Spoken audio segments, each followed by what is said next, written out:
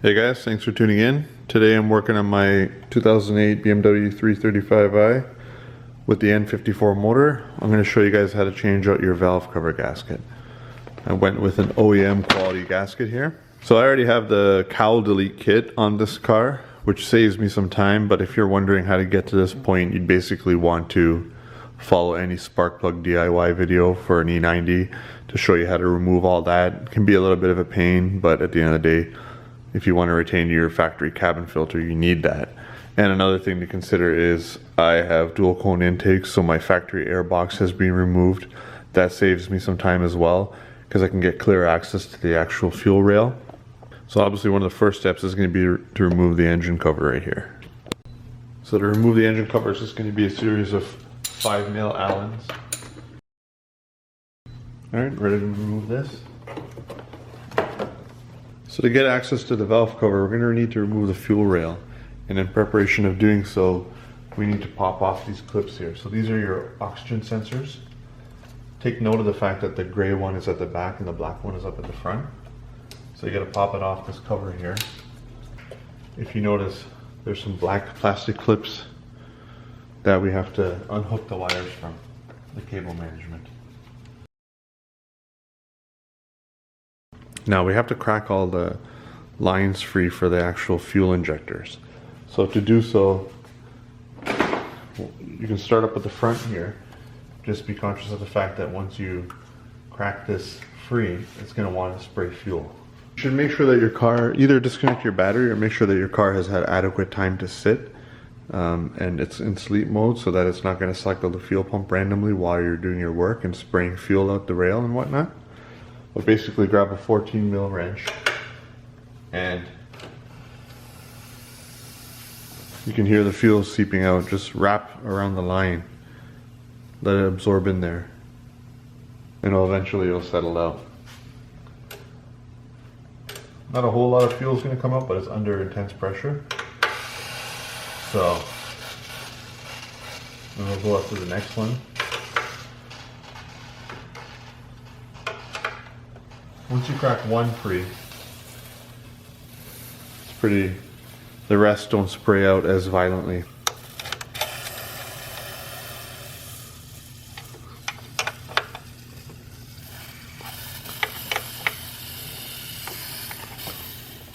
I want to bring my cloth over there. I'll go after this last one here.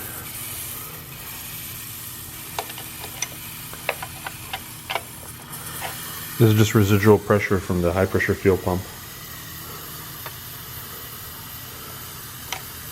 Now coming around to the injectors here, we're going to have to pop the lines off and actually remove these all together because they're in the way. So 14mm again. And I'm going to actually grab a 13mm wrench to support the injector. Okay, I got you guys zoomed in on the first injector. Good to support the injector with one wrench while you crack it free with the other to avoid the injector rotating. And also when you're torquing the actual injector down, you definitely want to do that. So I'll demonstrate that on the second one again. Support the injector and then brace off against it while you're loosening it.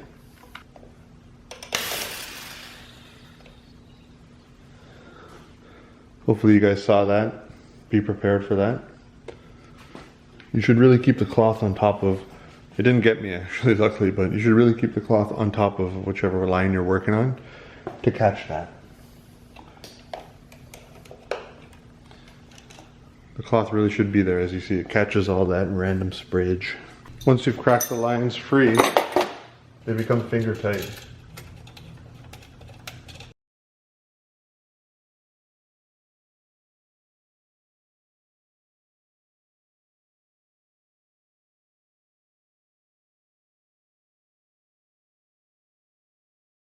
Next up, you want to actually remove all the lines and lay them in the order in which they're removed. So you can see I just laid them in the order in which they came off the car. And we got to crack this 17mm supply line to the fuel rail free. It's already supported against the valve cover, so we don't have to worry about supporting the other end of it. Now if you come around to the back side here, the actual sensor for the fuel line that we have to remove. So actually what I'm going to do is get this, I want to be able to pull back, but this PCV valve is kind of in the way right here. So as you can see, it's kind of giving us a bit of a restriction, so I'm going to try popping this off. It seems very fragile, so you got to be careful. First we'll start over here. I'm going to put that up over there just to get it out of my way for now. So if you kind of compress, this really should be done two-handed, which I probably will attempt after this. It's definitely a two-handed operation. So I got you zoomed in on that pipe there. If you try to squeeze the side of it, I was able to pop that off. Now we're zoomed into the other end of it. I like to remove this all together. Alright, as you saw, we got that to remove. Since I got you zoomed in on that, I'm going to remove the actual fuel sensor. There's a tab at the bottom. Hopefully you can make it out. Right there, you just push that to relieve it. Next up, we got to remove the fuel rail. So there are 4 11 mm bolts.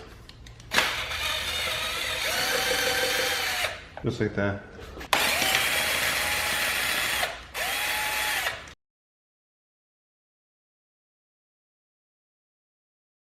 Once we've done that, we can just lift up on the rail and remove it off the car. Comes right out. Now we have these vacuum lines that run across the actual valve cover and go over to the canisters. We could probably avoid removing the canister by just leaving the lines leading up until the bottom of the canister in place, and we'll go after it from this side. Be conscious of the fact that if you're on your original vacuum lines, they may be really brittle and in rough shape. I've already refreshed mine, but this will be your time to discover whether or not you should be changing your vacuum lines. And these are relatively brittle, so you basically want to lift up and out on these.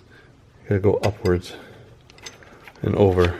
Now I'm going to attempt to crack these lines free here and set these off to the side, which I'll do while not holding the camera, ideally. Doesn't matter which line goes where after. There, easy enough. Now, following the line down here, just wrap it. You gotta lift up and away on these as well, as you can see. Now this harness has to come off, so once I do that I'll be able to sneak these out of the way, but even still, they're far enough out of my way that I don't have much to worry about here. I could tuck them out of the way now and they're not going to be much of a pain. So now next step, I might as well go after the coils. Like so. And you almost always need some help to remove these.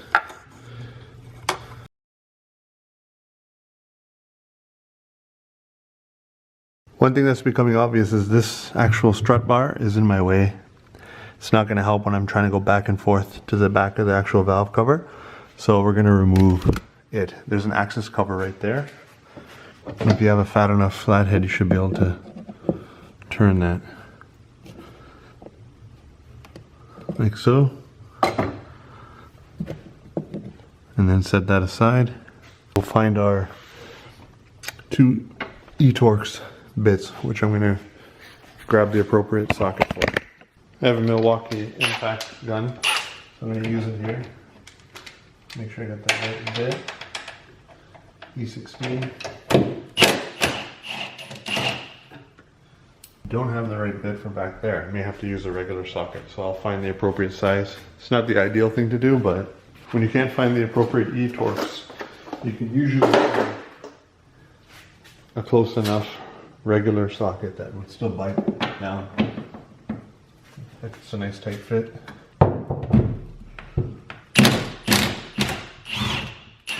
No issue there. I used a 14. Now you just slide this over. That's not in our way, which is going to help. I can tuck this back up here. Same with this line. That's plenty out of my way. No worries at all. Now you may want to try to remove these spark plug tube seals, or you may have to just kind of lift up on the valve cover to get it started, but I heard you can use a pick tool. It's going to be tricky regardless. If you kind of pull, there's a little circular tab in there. If you kind of pull, you can release one side, but then the other side is going to bite down still.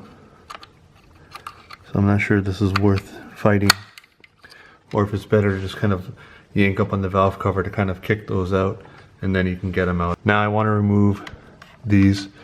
So now to remove the fuel injectors, the plugs is really easy. You know, you don't need to mess around with the pick tool or anything. You just basically tilt backwards. If you notice on the back side of the injector, there's a relief, so you don't have to dick around with any pick tool or anything. You just kind of lean a little bit back, and they come out like piece cake. Saves a lot of time. So 8 mil to remove these 3 grounds. I'm going to do that next. These don't seem like they'd be on there very tight, so I just got a screwdriver attachment.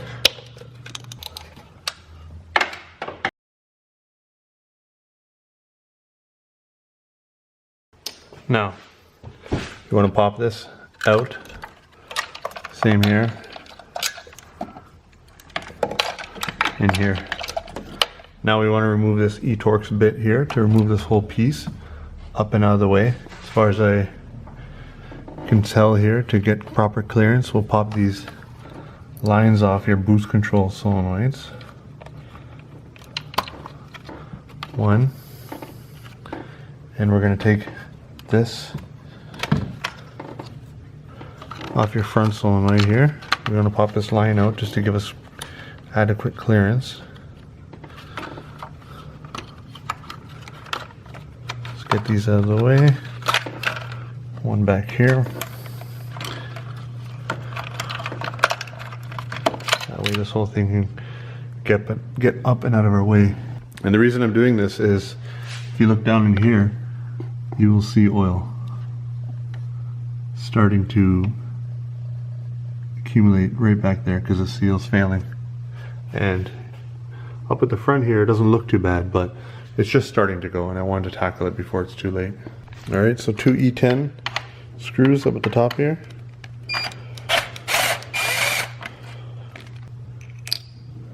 Make sure, you want to make sure, I thought this was magnetic. They're not, they're just aluminum. So, and they're super light, they feel fake almost, but be careful with them. You can't pick them up if you drop them with here. If you drop them, you can't pick it up with a magnet.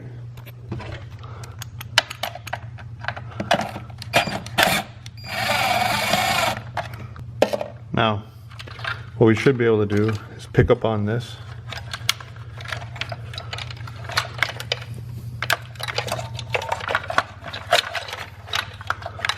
And get it out of our way. This line over here kind of gets in our way, but you can't take that off unless you're going to disconnect your battery. That's 100% sure. But the goal is to tuck this down over this way and out of our way. So I'll do that on the tripod here. So what I'm trying to do is, I'm going to take these lines off, tuck these out of here.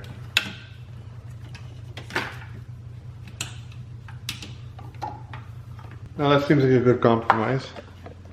Got plenty of clearance when I do that. So what I'm going to do is, you could remove it out of this fuse box panel too if you want some more clearance. But what I'm going to try right now is to just zip tie it out of my way.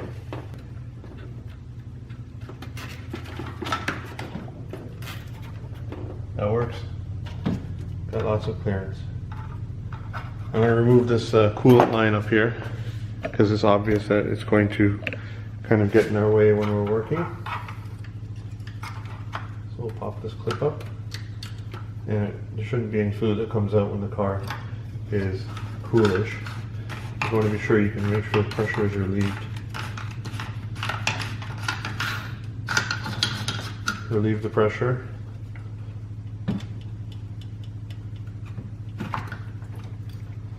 Next to no coolant came out, so we're good there. If we come around to the back of the valve cover, there's a couple places, a couple inlays where these oxygen sensors connect, which I'll show you. Back around here, there's a little resting point for the actual O2 sensor. So it's going to be useful and helpful to actually remove those. Just get everything out of the way, as many things out of the way as possible. So I'm going to unclip this. Remember, the black one comes up to the front. Bring it over this way. Gray one is at the back. Bring it over this way. Lay these over this way. Lay this.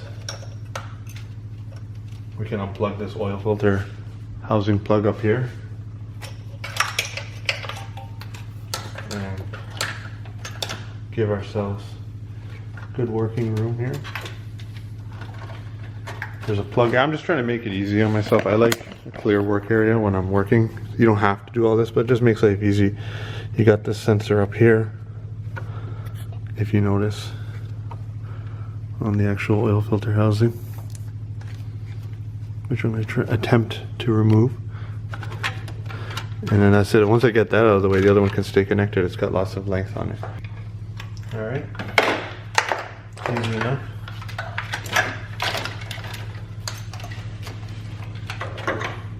Now, so I'm ready to start cracking bolts free on the actual valve cover. If you notice, there's nothing interfering or above it except for this cable here. But if you're disconnecting your battery and you remove that, sure, but you definitely don't have to.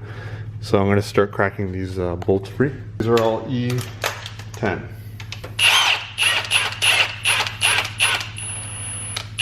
That's what it looks like.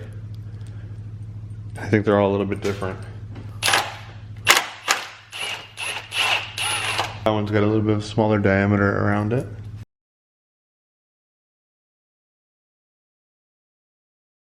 I'll give you guys a quick tour of what I'm taking apart. So I went after that. It's got a fatter diameter shaft there. That. There's a bunch up across the top here. If you see, you can kind of just get in there, going around, and then you have, there's a few in the middle here, as you can see. And back here you can see why I'm doing this, the leak. And there's some up at the front here, if you notice. You can just make them out. So they're just all around. You just gotta look for them. They all look the same, except for this one thus far. So I'm gonna keep knocking these out. The last one in the bottom left corner is at an awkward angle, and you'll need this universal bit to be able to get on there without rubbing it against that aluminum line back there. Also, the one in the bottom left is fat, like the top right corner. I guess you use these two to kind of center things. Start with these two corners to actually align things when you're putting things back together. So I'm going to start pulling out all these screws.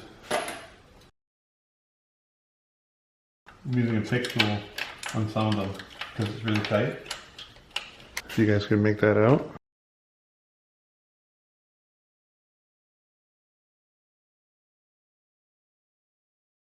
And just as an FYI, these are magnetic. I said they weren't. It was just those two on top that were aluminum. These are magnetic.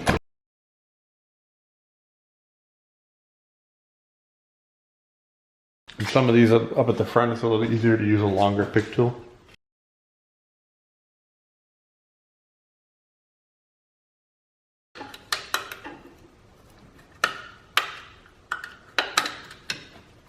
Yeah, I got a technique for getting these spark plug tubes out now. Might as well get them out of the way now. Try on one side, try on the other. Using a big, strong pick tool like that, and you can get them out. As you saw, I got all the tube seals out. Alright, so one observation I've made is a contributing factor to this leak back here could be the actual O-ring for the blow-by PCV vent tube that goes between the valve cover and your inlet. Could have been dripping oil down in that area. It could be the valve cover gasket, and it can be a combination of the O-rings failing in this vent tube. So what I did was I used some brake cleaner and I cleaned that all up nicely. And I extracted the O-rings just with a pick tool. It's kind of finicky because you got to get around the actual the clip here. And I don't have the exact size. Unfortunately, I can't quote the exact size because my generic kit that I got from Harbor Freight is missing the label that tells you each size. But if you buy one of these variety O-ring kits from your local auto parts store, it should have the right O-ring in there. These seem to have shrunken down a little bit. They're hardened up a bit. These are soft and pliable, so these are slightly fatter. They should still work perfectly. If you notice, when you put this one on top of that one, it perfectly covers it. So ultimately, it's kind of lost its outer diameter from what it seems like. So I'm going to put those on and refresh the actual O-rings in this. So that's one less thing to leak. There we are. Refresh the O-rings in there. A good fit. So that should help avoid leaks down the line. So I'd recommend you do that while you have this piece off, because you definitely got to take it off to do the valve cover. Alright, so I've removed all the perimeter bolts as I've shown, and technically speaking, if you were to just leave the actual piece inside the valve cover, it's not likely to come out. Some of them were in there really good, some of them came out with ease. So technically speaking, if you want to just undo them and leave them in the valve cover, it's designed so that you can pull up the valve cover and leave those in place. Problem being, if one of them happens to be loose, you may drop it. It could be a headache. So I pulled them out because I also want to clean this thing up nicely. Now, I didn't have the right type of socket, deep enough socket to remove these here. There's 3, 1, 2, 3 of these middle bolts here. They're an extra long 10 mil, if you notice. But I was able to modify an existing deep well 3/8 drive socket with my drill bit. So I just used this drill bit here to actually go through the actual socket and give me the pass-through clearance I need, otherwise it wouldn't bottom out. So now that I've done that, you'll be able to insert it on, but you can't even click your ratchet all the way down, just keep that in mind. But I can just get enough bite on it where I can remove it, so I'm going to do that now. And that should have been a 3/8 drill bit that I was using there. So now I can't click the actual piece all the way in, but it's enough to bite onto the bolt.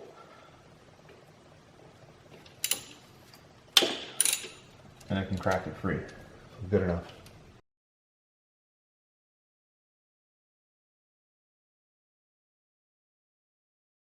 It's got that same type of captive holder in there, as you can see.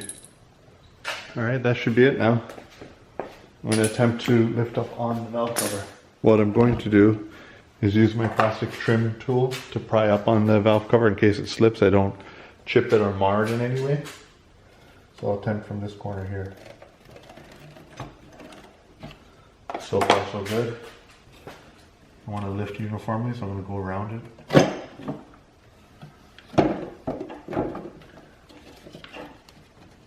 And I'm going to try prying from back here.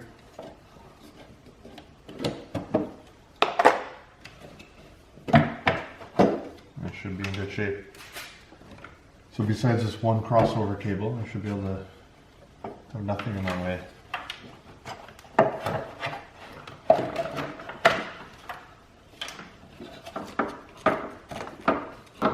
And keep in mind that your gasket's probably going to stay kind of connected to the head. It may chip apart depending on how brittle it is. So you want to be conscious of that when you're lifting. So I can kind of see the gasket sticking to the head, so I'm going to remove it out of here and let it just stay down in there. It's not too brittle, so I'm not worried about pieces chipping away and falling into the engine. So there we go. Car has 183,000 miles on it. It's not in terrible shape, but it's not soft at the same time. It's about maybe 40% spent. So here it is removed, and I'll give you a shot of the actual engine. Looking pretty clean considering the mileage. So here's a shot of the head with the valve cover removed. I'd say pretty clean. 183,000 miles. It looks to have been maintained, all things considered. Oil was changed at decent intervals given the condition. What would be great is if I can get an idea if that cam ledge issue will ever creep up on this car. But it looks like I can't really mess around with any of that or get into where the actual cam ledge area is, or even to get an idea if it has the new updated seal. Unfortunately, it would be nice, but I think a big chunk of my issue was the actual tube for the valve cover, PCV blow-by tube, actually dripping. My gasket wasn't in terrible shape, but at the same time I'm all about maintenance, and I've had this car for 40-something thousand miles. The engine is relatively clean. If you're going to clean anything in here, if you're going to get in there at all, it's got to be a lint-free rag. So I'm going to attempt to start cleaning up the mating surface as best I can.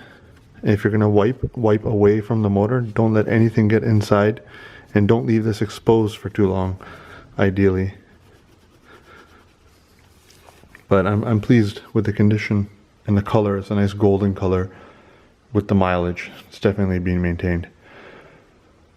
So I'm going to clean up this mating surface and clean up my valve cover, and I'll come back when I'm putting the new gasket on the valve cover. So quick visual inspection of the cam, the actual chain guides. I don't see any wear. Timing rails all look good. It's going to be hard to pick it up on camera. A quick visual inspection of all the guides shows that they show virtually no wear. Everything's looking good. It's kind of hard to show you guys on camera, but I don't see any undue strain or wear on the guides. For the mileage, it's kind of remarkable. And I don't think whoever owned this car from new followed BMW's recommended oil change intervals. Otherwise, this would be like a dark brown, like a bronze color, and it would have some caked up stuff built up on top of the cams, on the actual Vanos units, etc. But this is looking really good. It's really reassuring to see that, it's been doing well anyway, but just now's your chance to see how your car was maintained. I've wiped down the mating surfaces with a lint-free microfiber towel. Now I'm going to go ahead and give the valve cover a good scrub down, make it look good, and we'll come back when I'm inserting the gasket. So I got the valve cover cleaned up. I cleaned it inside and out as best I could, so it's looking pretty good. Now I'm going to take some brake cleaner and just go around the edges just to make sure there's no oily residue there. So I got my new gasket. It's super pliable. It's about 50% softer than the one I took off.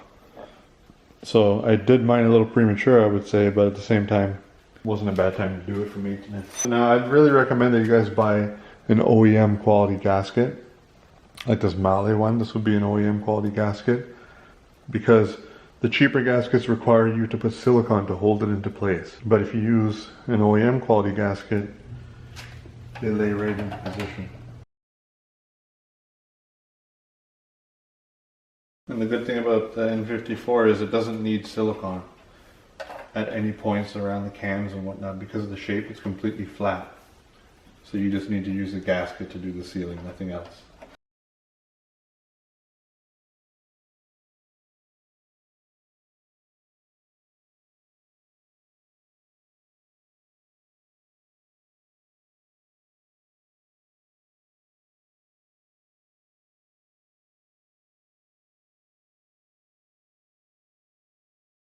I'm ready to lay the valve cover back into position. Everything looks good. The gasket's holding itself as you would expect. No need for any silicone. A good place to hold is by the oil cap.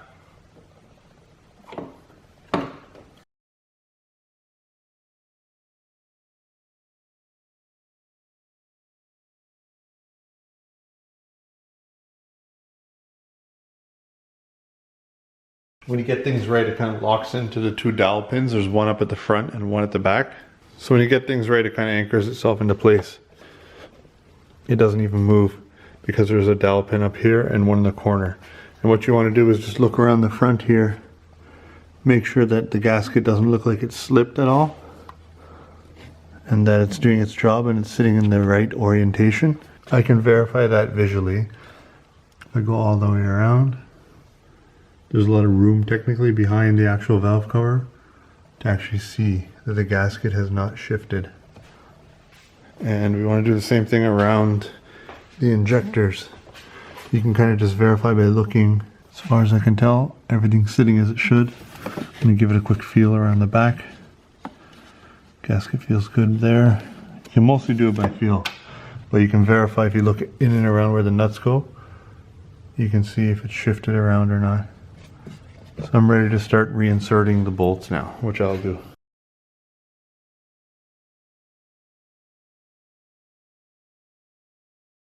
So I'll get these all started by hand, and when I'm ready for the torque sequence, I'll come back. So I'm just using my drill to like get them barely started. I'm not going to do a final torque like this.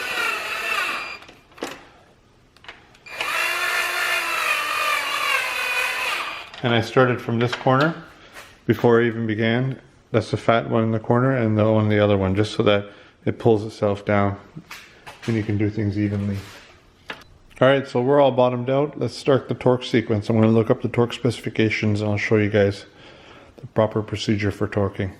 Alright, so I'm going to begin torquing down the bolts. I'm going to work my way from the middle, starting from the center in a crisscross pattern. So we're going to torque them to 6.5 foot-pounds.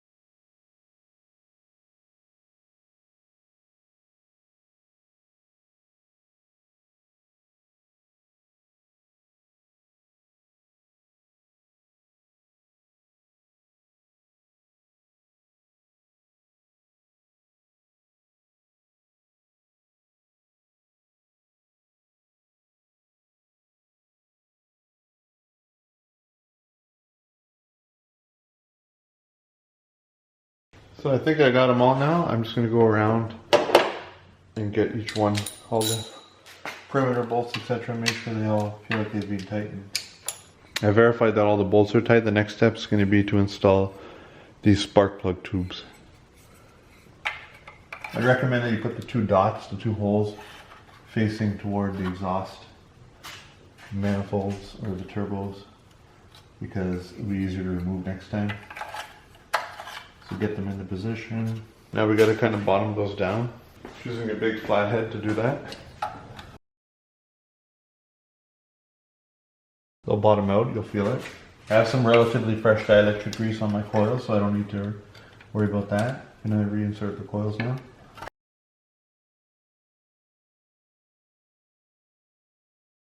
I have the zip tie holding the wiring harness. I don't need that anymore. Let's route these O2 sensor wires around the back of the valve cover.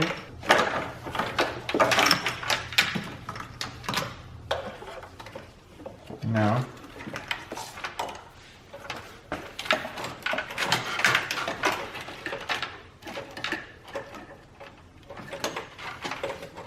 we can bring these vacuum lines back over.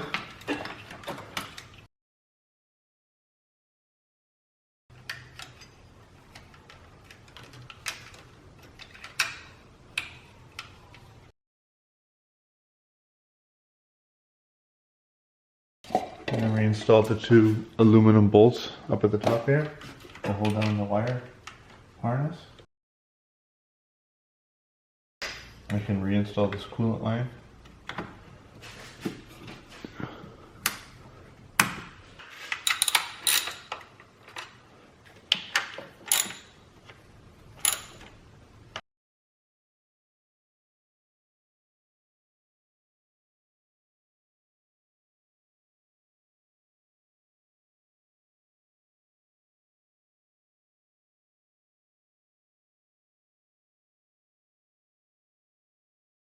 In here, we want to cable manage these hoses and whatnot.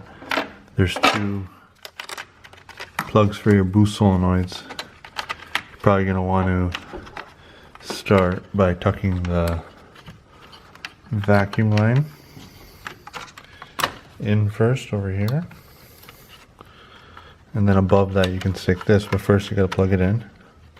Or actually, you're going to want to route this below.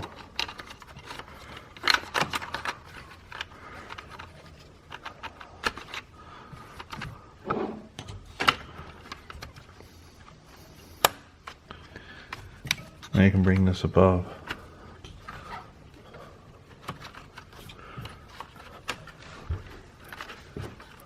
Tuck that in. Make sure that's well connected. Same story here. Tuck that in, get it out of the way. We're good there. Those are nicely managed. Now we can start grabbing these lines.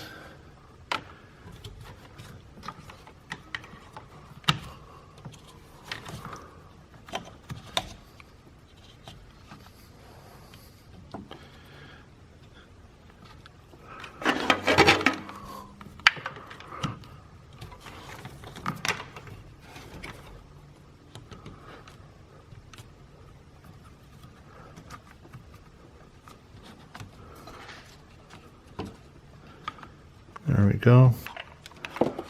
You have a couple plugs up here.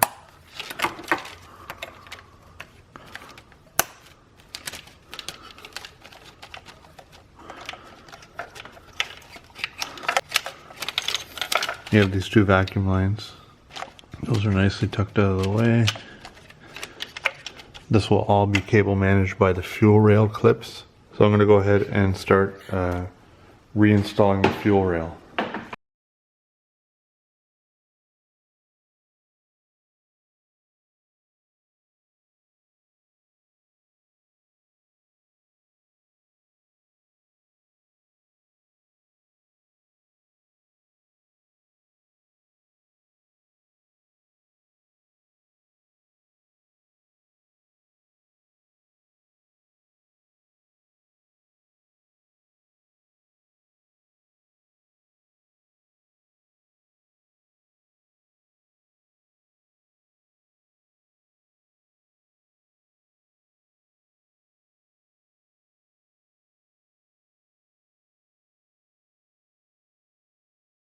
So I got things cable managed pretty well, and I got the fresh O-rings on this too.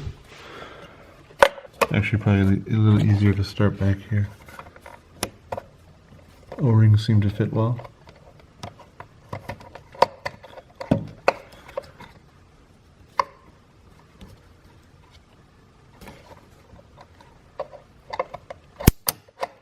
That's inserted. I'm going to do this two-handed probably, but next up we want to clip this in. So I made a noticeable observation with regards to probably why I had a bit of a leak out of my PCV pipe here. The inlet was actually tucked down, which caused that to pull away and kind of keep that at an angle, and the O-ring was allowed to drip and leak. So if you keep it up, like I have here, it'll still clear the hood, but that's going to help with reducing the strain on that tube and less likelihood of O-ring drip from here. So it's going to tuck these. Okay.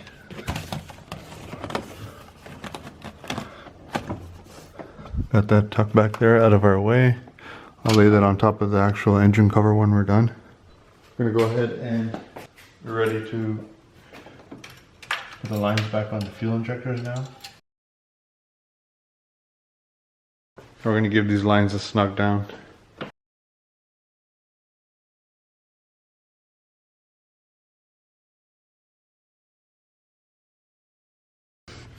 Now by the book you're supposed to snug the injector side first, and you're supposed to support the injector body. There's a special tool for it, but you can get by with just a 13 mm wrench. So you kind of get it on the injector, brace it with one hand, and then aim for 23 foot-pounds of torque with the other hand. So it's going to be considered pretty tight actually. Now, we can snug the injectors at the top. We can reinstall the strut tower bar.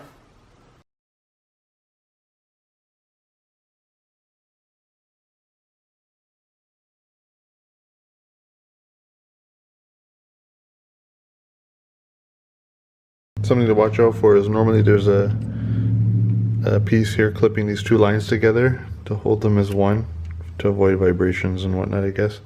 But on my car, they are no longer, it fell off because only one side was really holding. So, gotta go with a zip tie.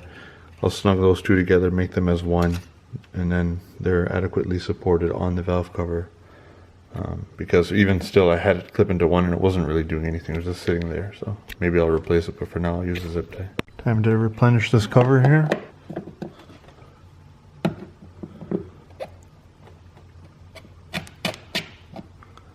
Now we're ready to give it a start. I'm definitely going to leave this cover off so that I can see if there's any oil seeping or if the gasket slipped. Fingers crossed that none of that happened. So let's go ahead and start it.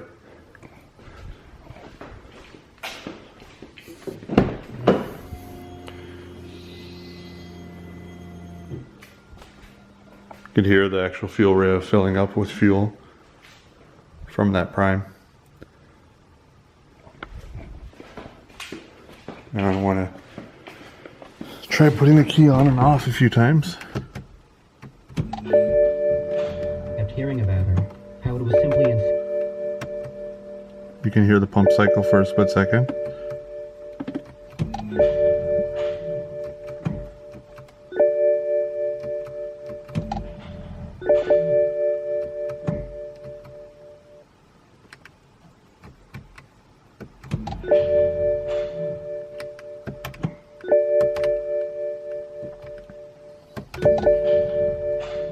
Hopefully that's enough. Let's give it a start.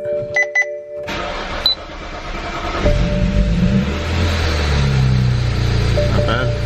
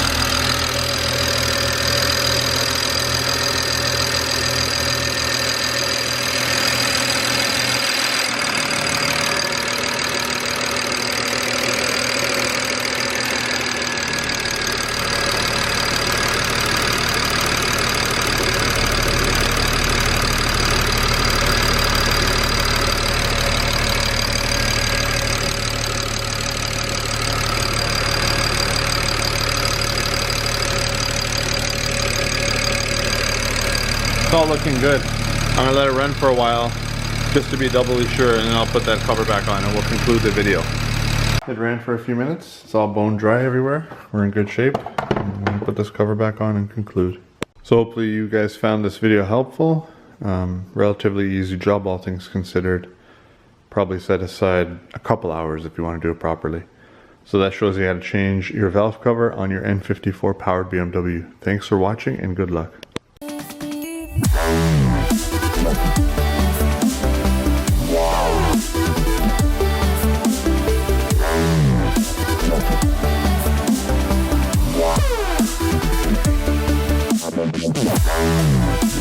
Wow.